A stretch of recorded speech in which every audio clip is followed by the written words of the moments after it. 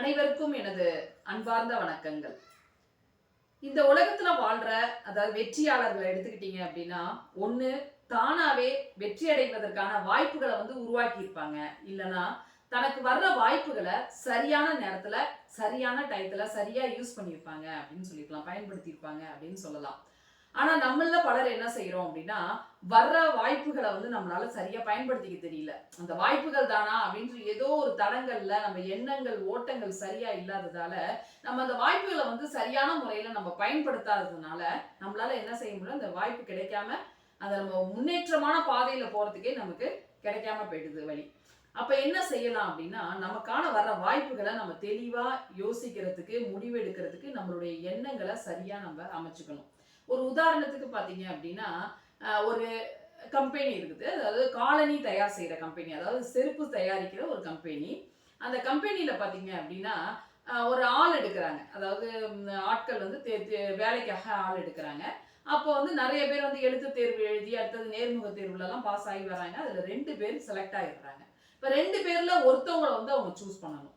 அப்ப என்ன செய்யலாம் அப்படிங்கும்போது அவங்களுக்கு பிராக்டிக்கலா ஒரு அசைன்மெண்ட் கொடுக்குறாங்க. என்ன அப்படின்னா, ஒரு கிராமத்துக்கு போய் அந்த கிராமத்துல இந்த நிறுவனத்தை அங்க பிரான்ச் ஆரம்பிக்க முடியுமா அப்படின்னு அவங்க பார்த்துட்டு வர சொல்லி அனுப்புறாங்க. 2 பேரையும் ரிப்போர்ட் எழுதி பார்த்துட்டு எப்படி இருக்குன்னு பார்த்துட்டு நீங்க ரிப்போர்ட் எழுதிட்டு வாங்கன்னு சொல்லி அனுப்புறாங்க. இந்த 2 நபர்களும் இந்த கிராமத்துக்கு போறாங்க, போய் அனலைஸ் பண்றாங்க, பண்ணி ரிப்போர்ட் எழுதிட்டு கொண்டு கொடுத்துட்றாங்க. இப்போ முதலாம் நபர் அவரோட ரிப்போர்ட்டை கொடுக்குறாரு. என்ன அப்படின்னா, என்ன சொல்றாருன்னா, அந்த கிராமத்துல கண்டிப்பா இந்த நிறுவனத்தை அதாவது இந்த பிரான்ச் ஆரம்பிக்க முடியாது. என்ன காரணம் அப்படின்னா, அந்த கிராமத்துல உள்ள யாருமே செருப்பு போடல, காலணி அணியில. அதனால அந்த ஊர்ல அந்த கிராமத்துல இந்த நிறுவனத்தை ஏற்படுத்த முடியாதுன்னு ஒருத்தர் சொல்லிட்டாரு. இன்னொருத்தரோட ரிப்போர்ட்டை பார்க்கும்போது, அதுதான் சரியான இடம், அந்த அந்த நிறுவனத்தை நிறுவனத்துக்கான பிரான்ச் ஆரம்பிக்கிறதுக்கான சரியான இடம் அந்த கிராமம். ஏன்னா யாருமே செருப்பு போடல, அதனால எல்லாருமே செருப்பு வாங்குவாங்க, கண்டிப்பா நல்லா விற்கலாங்க அப்படின்னு இன்னொருத்தரும் சொல்றாரு. அவரை செலக்ட் பண்ணிடுறாங்க. இப்ப இந்த கதையில பாத்தீங்க அப்படின்னா, ஒரே வாய்ப்பு 2 பேருக்குமே கொடுக்கப்படுது. ஆனா ஒரே ஒரு லைன் தான் சொல்லலாம். அதுல என்னன்னா, அந்த ஊர்ல யாருமே செருப்பு போடல அப்படிங்கிற ஒரு விஷயம் தான்.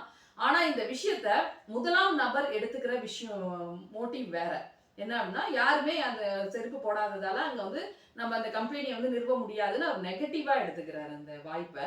இவர் இன்னொருத்தவர் என்ன செய்யறாரு, யோசிச்சு அதை என்ன செய்யறாருன்னா, அங்கதான் கரெக்டா நம்ம நிரூபிக்க முடியும் அப்படிங்கிறத சொல்றாரு ரிசல்ட்டா. என்ன நம்ம தெரிஞ்சுக்க முடியுதுன்னா, ஒரே வாய்ப்பு கொடுக்கப்படும் போது 2 நபர்களும் வெவ்வேறு விதமா அதை யோசிச்சு செயல்படுத்துறாங்க இல்லையா? அப்ப அந்த வாய்ப்பு உள்ள எப்படி அவங்க பயன்படுத்துறாங்கிறத பொறுத்துதான் அந்த வெற்றி அந்த பர்சனுக்கு கிடைச்சிருது. இதுல நம்ம என்ன தெரிஞ்சுக்கணும் அப்படின்னா, முதல்ல வாய்ப்புகளை எது வாய்ப்பு அப்படிங்கிறத முதல்ல கண்டுபிடிக்கணும். பாசிட்டிவான விஷயங்கள்ல நம்மளை கொண்டு போய் கரெக்டான வாய்ப்பை வரமா எடுத்துக்கிட்டோம்னா கண்டிப்பா வாழ்க்கையில வெற்றி அடையலாம் அப்படின்னு சொல்லிட்டு இந்த கதையில நம்ம தெரிஞ்சுக்கலாம். நன்றி. அன்புடன் ஆதிலட்சுமி.